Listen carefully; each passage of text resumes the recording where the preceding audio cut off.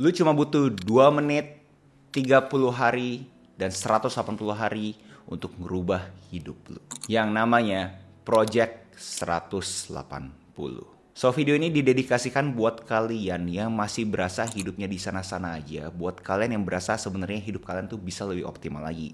Kalau misalkan kalian itu udah berasa happy dengan hidup kalian sekarang, please kagak usah kalian konsumsi video ini. Cukup di detik ini juga kalian komen nyinyir bahwa ini video kagak berfaedah, terus udah cukup, gak usah nonton. Tapi buat kalian yang bener-bener berasa bahwa kalian itu butuh bantuan, kayak udah kagak tahu mau ngapain lagi, berasa sebenarnya kalian itu bisa lebih dari ini, konsumsi video ini dengan seksama. Plek-plek ambil semuanya. Kagak usah mikir apa-apa lagi, bener-bener kalian kerjain apa yang gue ngomong. So, pertama gue mau kasih tahu kenapa 2 menit, kenapa 30 hari, kenapa 180 hari. Pertama adalah 2 menit. Kalian tuh harus bisa breakdown kalian punya goal. Kalian rincikan kalian punya goal ke aktivitas dalam 2 menit aja. Kenapa? Karena itu akan nge-track otak kalian bahwa ini sesuatu kecil yang tanda kutip mudah. Itu membuat kalian berasa, oh ya udah gue kerjain deh gitu loh. Nah, kenapa harus sampai 30 hari bro? Ya, 30 hari menurut gue ada suatu time frame yang tepat, suatu durasi waktu yang tepat. Untuk kalian itu udah berasa ini adalah kalian punya identitas baru. 2 menit kan terkesan kalian masih fake it till you make it kan ya. 30 hari kalian akan berasa bahwa, oh nih gue udah ada lahir orang baru nih di dirinya gue gitu kan. Nah di 30 hari ini pun kalau misalnya kalian berasa dinamika hidup terlalu banyak, kalian bisa mulai dengan yang penting cari hari ke-30-nya. Jadi contoh hari pertama kalian kerjain, hari kedua kalian kerjain, hari ketiga mendadak kalian itu miss karena dinamika hidup apapun itu gitu. Kalian lanjutin ke hari keempat kalian yang nanti jadi hari ketiganya kalian. Poinnya adalah kalian jangan pernah sampai miss 2 days in a row. Nggak boleh tuh, 2 hari berturut-turut kalian tuh miss. Nah, kalian lakuin itu selama 30 hari dan itu akan menjadi kalian punya identitas baru. Nah, 180 hari kemudian sama konsepnya seperti habit 30 di mana kalian itu benar-benar cari 180 hari kalian itu ngelakuin apa yang kalian inginkan sesuai dengan kalian punya goal.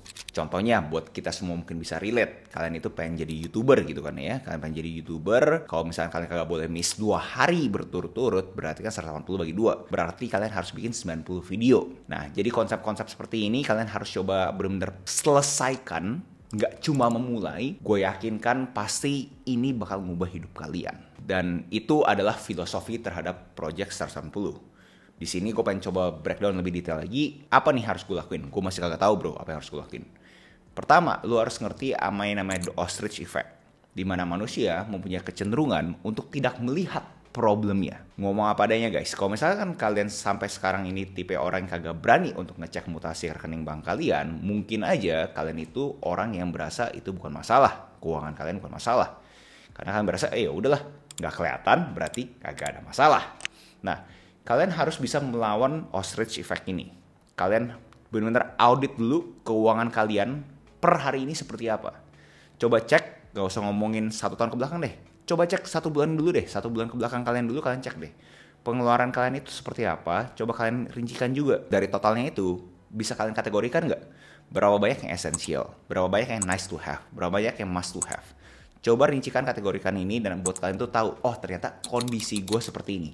Ini sangat penting guys, karena kalau misalkan kalian itu kagak berani untuk ngelakuin ini, menurut gue semua step-step berikut yang gue bakal ngomongin juga kagak ada faedahnya. Kalian harus fokus dulu terhadap kalian punya kondisi finansial saat ini. Begitu kalian udah tahu sekarang itu kalian punya kondisi seperti apa, nah sekarang kan pertanyaannya adalah 180 hari kemudian gue harus seperti apa kan ya?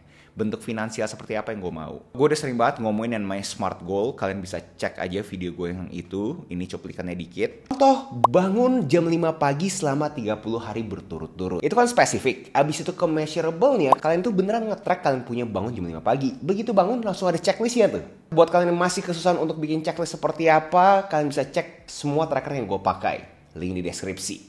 Abis itu kalian tuh harus bisa rasa achievable juga. Kalian harus mempunyai mindset percaya diri bahwa kalian tuh bisa. Dan jelasnya goal kecil ini harus relevan dengan goal besarnya kalian. Apa sih yang kalian pengen capai? Dan time specific 30 hari. Commit guys. Karena tanpa ada waktunya kalian pasti berasa kayak ya udahlah masih lama gitu kan ya. Dan kalau misalkan SMART goal ini kalian udah coba terapkan tapi kalian berasa bahwa masih kurang bagus, kurang optimal, ya gue rekomendasiin pakai yang namanya anti-vision board. Jadi kalian dapat smart goal, kalian coba komplementi smart goal ini dengan yang namanya anti-vision board buat kalian yang masih belum kemana-mana. Anti-vision board ini fungsinya adalah untuk kalian visualisasi hal-hal negatif yang akan terjadi sama diri kalian. Kenapa harus visualisasi hal-hal negatif? Karena ngomong padanya, kalau misalkan kalian pikir semuanya serba positif, kalian nggak gerak, ya saatnya kalian coba sesuatu yang baru. Kalian kontrasin. Coba pikir nih, kalau misalkan dalam waktu 6 bulan ke depan gue itu di sana-sana aja, apa yang akan terjadi? Coba pikirin benar-benar secara intrinsik, kira-kira apa aja nih yang bakal terjadi. Kalian breakdownin semuanya. Dan itu harusnya membuat kalian ada tekanan untuk harus berubah sekarang juga. Nah, kita udah ngomongin existing, kita udah ngomongin ke depannya, dan sekarang kita ngomongin yang paling susah, yaitu the present. The present yang apa nih bro nih? Sekarang abis nonton video ini apa yang harus gue lakukan? Nah, lu harus berani ngebagi waktu di hari lu ke hal-hal yang produktif. Produktifnya pun kagak usah dalam konteks harus selalu menghasilkan. Bisa produktif yang kreatif, tanda kutip, ataupun produktif yang experimentation. Dan ini pun juga di konteks di luar jam kerja. Banyak dari kalian masih berasa, oh gue tuh kerja ya udah 8 jam aja. Kagak ada yang salah, tapi kalau misalnya fakta bahwa kalian nonton gue sampai sini memberikan indikator bahwa kalian pengen ada perubahan dalam hidupnya kalian. Nah, kalau misalnya kalian pengen ada perubahan dari hidupnya kalian ya mau kagak mau, durasi kalian bekerja harus lebih banyak lagi. Nah, di sini gue pengen coba mematahkan suatu stigma di mana seakan-akan jam kerja ini harus sesuatu yang sangat intens terus. Kagak guys. Kalian bisa cari hal-hal yang mungkin terkesan sama orang itu bekerja, tapi buat kita itu lagi berkarya. Contohnya seperti apa sih? Si Naval ataupun Denko pernah ngomongin coba lu bagi waktu lu dalam 3 kategori ini. Yaitu adalah fill your mind, di mana lu harus bisa isi otak lu dengan hal-hal yang baru. Jadi learn skills, akuisisi pengetahuan baru. Pokoknya apapun yang bikin kalian itu otak itu berasa seger gitu kan ya. Mental protein bahasa kerennya. Nah, abis itu kalian juga harus bisa bagi ke empty your mind. Nah, di sini adalah aktivitas-aktivitas yang bisa bikin kalian itu declutter. Kan kalian kan seharian kalian banyak banget informasi kan. Nah, coba kalian decluttering nih. Buat kalian itu kagak terlalu overwhelmed. Contohnya seperti apa? Kalian bisa mengkosongkan pikiran kalian dengan aktivitas yang namanya menulis. Dan terakhir adalah use your mind. Ini dimana kalian itu harus benar-benar fokus ke kerjaan kalian yang benar-benar butuh kalian punya atensi full. Penuh benar-benar atensinya. Dan begitu kalian sudah mendapatkan aktivitas-aktivitas yang bisa masuk ke kategori-kategori ini, berikutnya adalah skala prioritas. Di mana ada yang namanya Eisenhower Matrix, urgent, important, not urgent. Kalian bisa cek sendiri, gue ada video tersendiri terhadap ngebahas itu. Tapi mungkin banyak orang yang masih kagak bisa paham terhadap apa sih urgent, apa important, kagak bisa terkategorikan. Nah, gue pengen coba memperkenalkan ke kalian ke matriksnya gue yang harusnya lebih mudah untuk kalian mengerti. Gue gak tahu deh nama matriks siapa, Hali Matrix, dimana di sumbu Y ada yang namanya itu kesusahan. Seberapa susah sih aktivitas tersebut? Di sumbu X-nya ada yang namanya durasi waktu. Nah, jadi akan terjadi 4 kuadran seperti ini. Kenapa ada breakdown 4 kuadran ini? Buat kalian tuh bisa tahu mana yang harus kalian skala prioritaskan. Saat kalian ngelihat grafik sini, gue pengen kalian itu memulai hari kalian dengan seberapa mudah, yang paling mudah nih, sama yang paling gampang. Contohnya apa bro? Contohnya paling simpel lah, kita ngomongin aktivitas-aktivitas seperti beresin tempat tidur, gosok gigi, mandi. Apapun yang kalian berasa mudah banget, tapi kalian itu susah lakuin. Karena kalian berasa saking mudahnya, kalian berasa, ya udah tentaran lah. Tapi menurut gue, saat kalian mulai harinya kalian harus mulai dari kuadran tersebut. Ini yang gue bilang bahasanya quick wins. Pokoknya menang aja dulu, yang cepet dan kecil gitu. Mungkin buat kalian kagak signifikan, tapi itu akan ngebawa suatu momentum ke hari kalian berikutnya. Dimana berikutnya menurut gue adalah yang susah tapi cepet. Contohnya apa bro? Emang ada bro yang susah tapi cepet. Contoh dalam konteksnya gue adalah mungkin bikin YouTube videos. Ini menurut gue mungkin ada sesuatu yang susah, tanda kutip.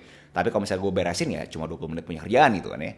Nah jadi kalian harus cari di konteksnya kalian, di kerjaannya kalian, apa nih yang susah tapi cepat. Contoh buat kalian, mungkin kalian bisa kebayang, kalian di dunia corporate, kalian itu kerja di customer service. Mungkin kalian ada problem yang sangat susah banget, tapi kalian tahu bisa diselesaikan dengan kata-kata. Jadi kalian firefighting dulu gitu. Problemnya berat, tapi kalian benar-benar padamin api dulu dengan sesuatu yang cepat. Contoh, respon via email ataupun WA. Nah, di kuadran ini yang gue sebut namanya lu harus sprint gila-gilaan.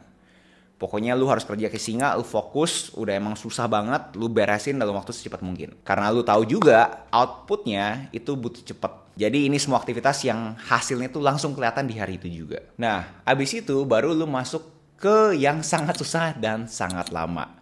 Ini yang bisa dikategorikan sebagai ya project pada umumnya lah, dimana kalian itu kan butuh sekian banyak waktu untuk bisa mengklasifikasikan bahwa outputnya itu sudah sesuai standarnya kalian, sudah sesuai kualitasnya kalian, dan akhirnya baru bisa kita measure. Nah mungkin kalian agak bingung ya, gue udah ngomongin yang kuadran ini dimana harus quick wins, benar-benar harus menang gitu kan ya, menang-menangan kecil, abis itu masuk ke yang namanya nge-sprint gila-gilaan. Habis itu masuk ke hari yang kita itu fokuskan ke project. Nah, ada kuadran yang gue gak bahas nih. Dimana itu adalah bener-bener sangat gampang, tapi durasi lama. Nah, ini yang bahasa kasarnya itu semua sifat itu mundane. Nah, ini gue rekomendasiin buat yang di sini simple aja. Kalau misalnya kalian punya budget, delegasikanlah. Tapi kalau misalnya kalian gak punya budget, ini kalian itu benar-benar skala prioritasnya paling rendah. Jadi kalian kerjakan pas kalian itu ada waktu aja. Di sini mungkin agak bingung apa hubungannya terhadap feel empty dan use your mind sama matrix tersebut.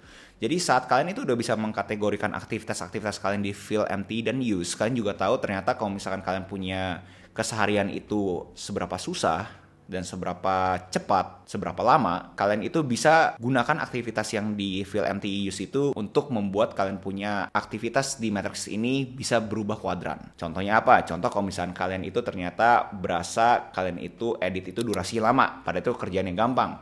Tapi begitu kalian sudah fill your mind dengan knowledge yang baru bikin edit kalian lebih cepat lagi, alhasil kan durasi waktunya kalian jadi kesini. Jadi dari kuadran yang di sini yang gue bilang non priority yang delegasi, kalian bisa masuk ke kuadran yang quick wins. Jadi poinnya adalah aktivitas-aktivitas tersebut bisa ngebantu kalian pindahin aktivitas di matrix ini ke kuadran yang kalian inginkan. Yang bahasa paling simpelnya adalah continuous learning. Jangan sampai kalian berhenti belajar.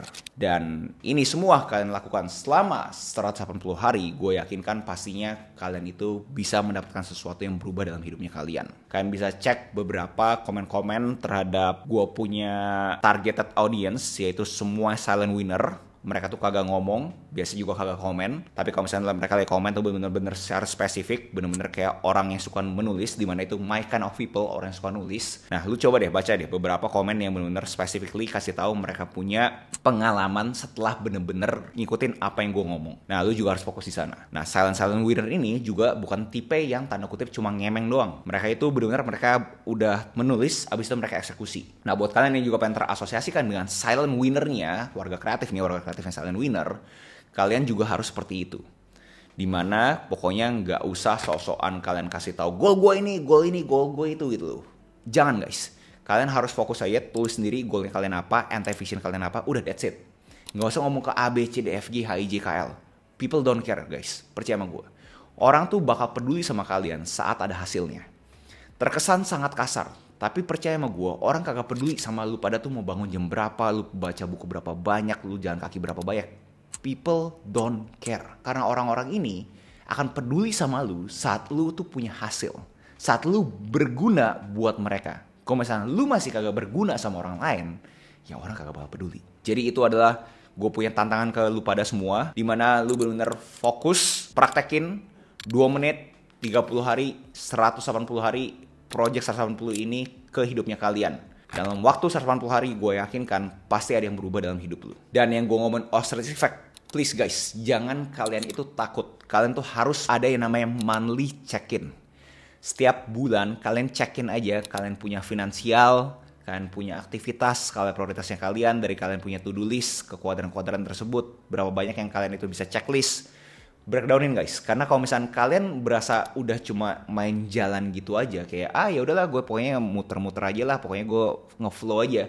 Percaya sama gue, orang-orang seperti itu bakal susah. Kenapa? Karena mereka ngeflow aja. Buat kalian yang benar pengen ngambil ownership terhadap hidupnya kalian kagak bisa ngeflow aja. Setiap bulan kalian check-in. Setidaknya itu buat otak kalian secara subconscious kayak, gue ternyata progresnya baru segini ya. Nah, subconsciously otak kalian tahu itu bikin kalian tuh berasa, oke, kalau gitu gue harus berubah lebih bagus lagi. oh berarti gue harus lebih optimal lagi. Itu yang kalian butuhin. Nah buat kalian yang masih bingung kayak gue kagak tahu bro, kayak aktivitas apa yang bisa ngebantu gue segala macam. Menurut gue kalian harus cek beberapa income skills yang kalian butuhkan. Dimana ada yang tradisional, gue pernah bahas di video ini. Ada yang modern, juga gue pernah bahas di video ini. Tinggal kalian pilih aja nih, kira-kira skills mana yang menurut kalian cocok buat kalian. Dimana kalau misalnya kalian mau yang modern, kebetulan juga gue ada yang namanya digital 1%. Kalian tinggal bisa cek aja link deskripsi terhadap gimana cara kalian bisa jualan informasi di era digital ini. Yang bahasanya gue, digital renaissance, the new rich. So itu aja video gue hari ini. Next video siapa yang menurut kalian menarik untuk gue bawakan, tinggal komen aja di bawah. Jangan lupa like, comment, subscribe, nyalain notifnya, share ke teman kalian. I'll see you next video. Salam kreatif.